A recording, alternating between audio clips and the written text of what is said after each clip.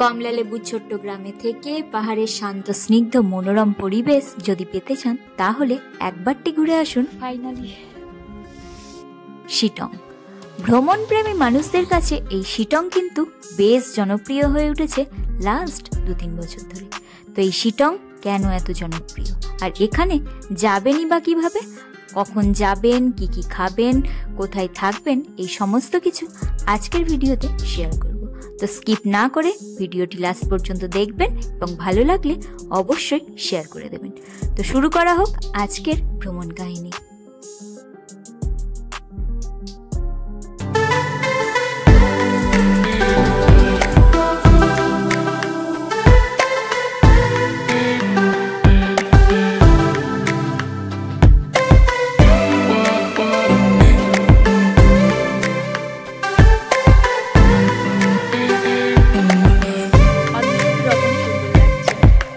এই জায়গাটাতে কেউ নেই, বেশ দাঁড়িয়ে দূরে পাহাড় দেখছি, পুরো একদম শান্ত নিরিবিলি ভালো লাগছে, বেশ মনে হচ্ছে।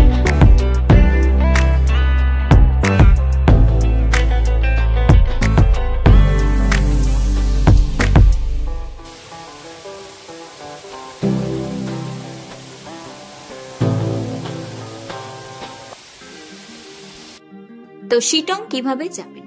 শিয়ালদা বা হাওড়া থেকে যে কোনো উত্তরবঙ্গগামী ট্রেনে ধরে সোজা পৌঁছে যান নিউ জলপাইগুড়িতে। ট্রেন প্রচুর, আমাদের ট্রেন ছিল উত্তরবঙ্গ এক্সপ্রেস। তো শুরু হোক আজকের যাত্রা। হাই, তো ওয়েলকাম টু অ্যানাদার ব্লগ। আবার চললাম বেরবেরি করতে। তো আজকের সফর উত্তরবঙ্গ।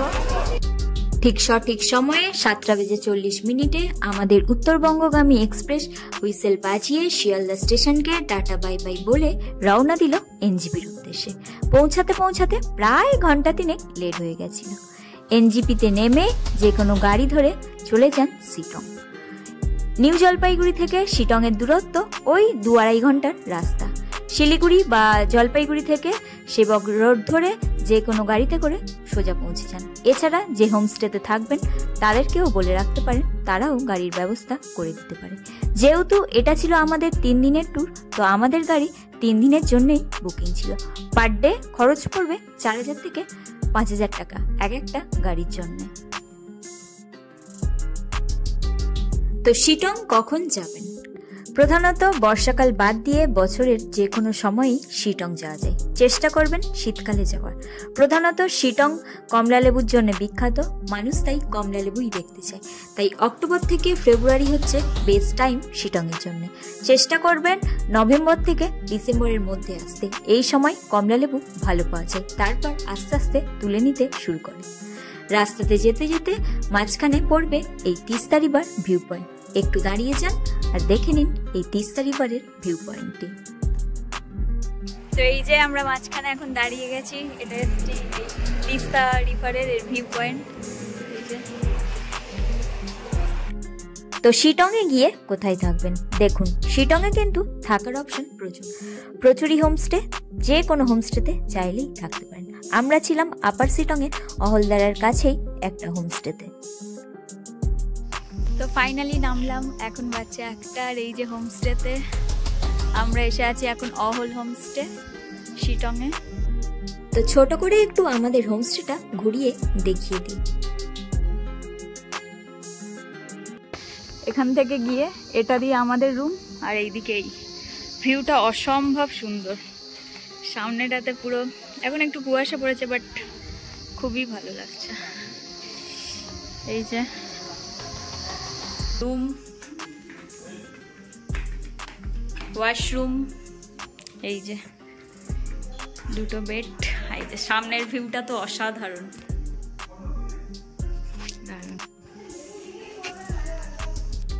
হোমস্টেতে গিয়ে ঝটপট করে স্নান সেরে রেডি হয়ে যান।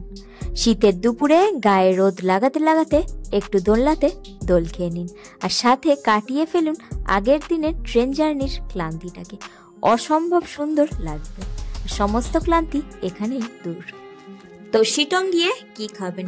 যেহেতু আপনি হোমস্টেতে থাকবেন তাই আপনার সমস্ত কিছু খাওয়া দাওয়া পুরো প্যাকেজের মধ্যেই পড়বে। সকালের ব্রেকফাস্ট থেকে শুরু করে দুপুরের লাঞ্চ, ইভিনিংয়ের স্ন্যাক্স, ইভেন রাতের ডিনার। আমরা যে হোমস্টেতে ছিলাম পার ডে পার হেড 1200 টাকা করে নিয়েছিল, তাই খাওয়া নিয়ে একদম চিন্তা করার কোনো কারণ নেই। দুপুরে লাঞ্চের পর পায়ে হেঁটে বেরিয়ে পড়ুন এই কমলালেবুর গ্রাম দেখতে। মেনলি এখানে প্রত্যেক বাড়িতে বাড়িতে এই কমলালেবুরই গাছ। যে হোমস্টেতে থাকবেন সেখানেও কমলালেবুর গাছ দেখতে পাবেন এবং আশেপাশের জায়গাগুলোতে প্রচুর গাছ। তো একটু রেস্ট নিয়েই তারপর পায়ে হেঁটে বেরিয়ে পড়ুন এই কমলালেবুর বাগান দেখতে। তারপর আমরা হাঁটতে হাঁটতে বেরিয়ে পড়েছিলাম এখানকার সব থেকে সুন্দর জায়গা এই অহলদারা ভিউ পয়েন্টের উদ্দেশ্যে। শিটং থেকে এই অহলদারার দূরত্ব মাত্র 2.5 থেকে 3 কিলোমিটার। আর এই অহলদারা 360 ডিগ্রি ভিউ পয়েন্ট এটি একটি রেস্ট্রিক্টেড এরিয়া। মেনলি প্রধানত এখানে রয়েছে সিঙ্কোনা প্ল্যান্টেশন, তাই এখানে এন্ট্রির জন্য গাড়ি পিছু ভাড়া নেয় মাত্র 50 টাকা, আর যদি পায়ে হেঁটে আসা হয় তাহলে মাথা পিছু ভাড়া নেয় 10 টাকা। তো এই অহলদারা 360 ডিগ্রি ভিউ পয়েন্ট থেকে চারিদিকটাই দৃশ্যমান। একদিকে দার্জিলিং, একদিকে কালিম্পং, একদিকে কার্শিয়াং থেকে শুরু করে সমতলে তিস্তা নদী, সমস্তটাই এখান থেকে দৃশ্যমান। তো এই হলো অহলদারা ভিউ পয়েন্ট, মানে 360 ডিগ্রি ভিউ পয়েন্ট। কিন্তু আমাদের ব্যাড লাক, কারণ সব কিছুই কুয়াশাতে ঢেকে গেছে, তেমন কিছু দেখা যাচ্ছে না, বাট খুবই ভালো লাগছে। 360 ডিগ্রি ভিউ পয়েন্ট দেখে আবার হাঁটতে হাঁটতে রওনা দিন হোমস্টের উদ্দেশ্যে। পাহাড়ি রাস্তা, ঘুটঘুটে অন্ধকার, নির্জন পরিবেশ, বেশ ভালো লাগবে। রাস্তার মধ্যে এরকম আগুন জ্বলতে দেখলে দাঁড়িয়ে হাত পা একটু সেঁকে নিতে একদমও ভুলবেন না। সন্ধ্যেতে হোমস্টেতে ফিরে ঝটপট করে ইভিনিংয়ের স্ন্যাক্সটা করে নিন। চা আর সাথে গরম মুচমুচে পকোড়া দিয়ে ইভিনিংয়ের স্ন্যাক্স বেশ জমে যাবে। দূরের পাহাড়ের এই অজস্র বাড়িগুলো থেকে এই ছোট্ট ছোট্ট মিটি মিটি আলোর উৎসগুলো উপভোগ করতে না করতেই দিয়ে দেবে রাতের ডিনারটা। ঝটপট করে সেরে ফেলুন রাতের ডিনার, আর এই হোমস্টের খাবারের স্বাদ এক কথায় কোনো কথা হবে না। ঝটপট করে নিন রাতের ডিনার, তারপর তাড়াতাড়ি শুয়ে যান, কারণ সকালে উঠে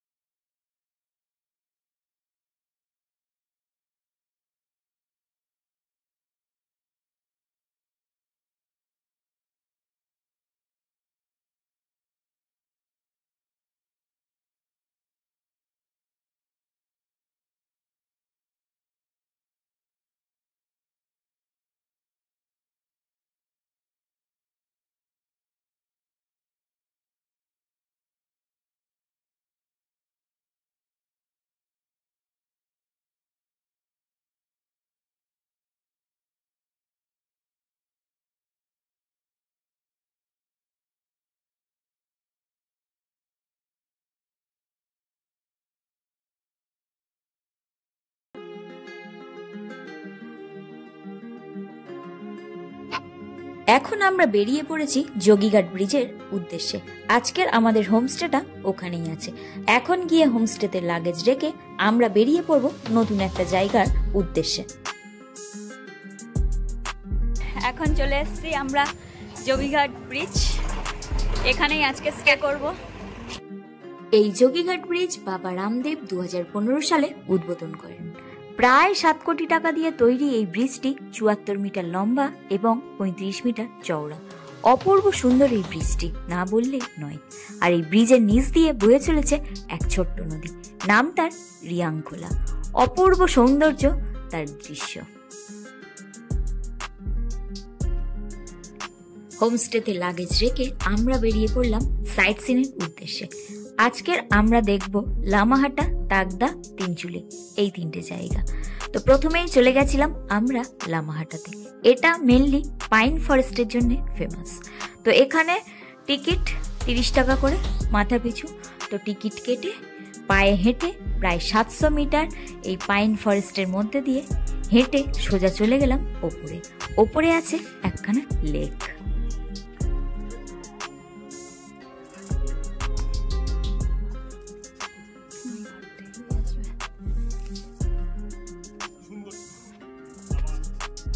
ফাইনালি এই লেকটা দেখার জন্য এতটা উপরে আসা, দারুণ লাগছে ভিউটা।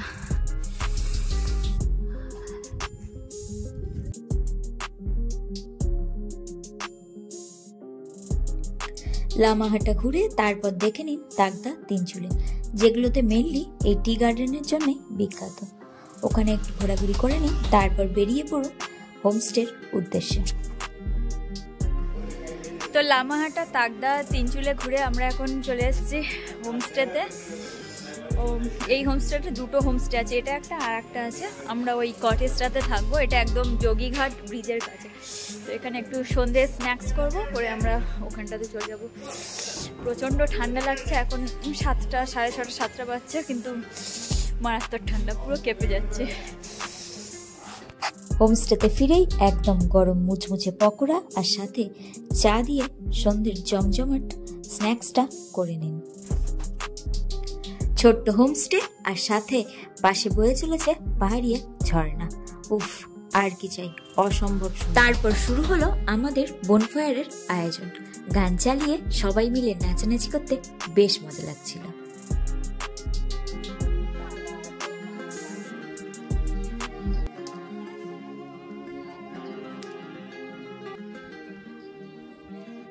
তারপর তাড়াতাড়ি সেরে নিন রাতের ডিনারটি।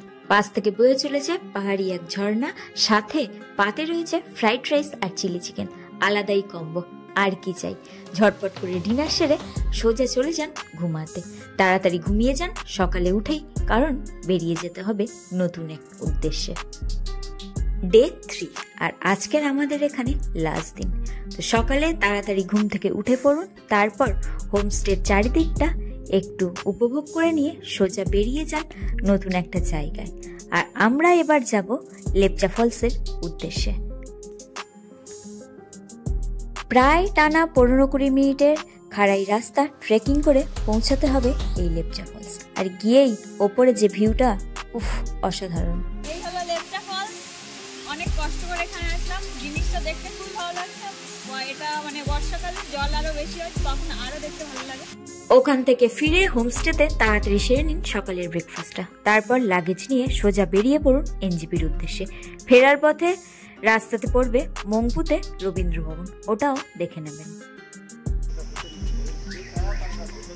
তো এখন এসেছি আমরা মংপুতে রবীন্দ্র ভবনে, তো ওটার মধ্যে যাবো এবার।